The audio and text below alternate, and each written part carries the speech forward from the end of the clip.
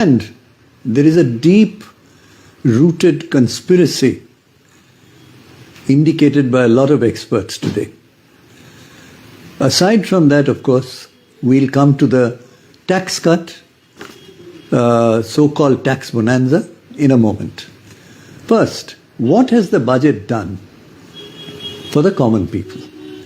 It has cut everything. Social services cut by 16%. Housing cut by 4.38%. Welfare and scheduled castes and scheduled tribes, believe it or not, cut by over 3%. Then you come to social services and welfare, very important for the common people, cut by 5%. Now, what is interesting is that even food subsidy, believe it or not, food subsidy had been cut by 1%. And there's nothing, if you do this, there's nothing for the youth, women, or farmers. Unemployment, as you know, youth unemployment today is 46%, out of which educated unemployeds, among them, 30% are unemployed who are graduates. The question is, ladies and gentlemen, unemployment in October and December, according to CMIE, our party has repeated this repeatedly, was as much as 37 million people. 37 million people were unemployed between October and December. Now we come to the question of a very important factor. 100% foreign direct investment allowed in insurance. What does that mean? Challenge to all the public sector processes, LIC, Life Insurance Corporation, and a host of other insurance companies, and including Indian private sector companies.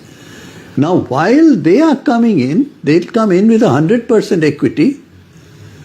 When our state asks for GST on insurance, including life insurance, to be reduced from 18% goods and services tax to 0, because it's only punishing people who are taking insurance, the central government did not allow it, it postponed it.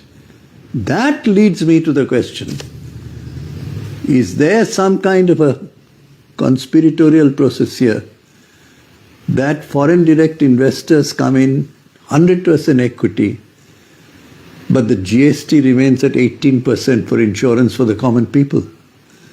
Who benefits from this? I leave it to you to understand. Now I go to the second question that's very, very important today.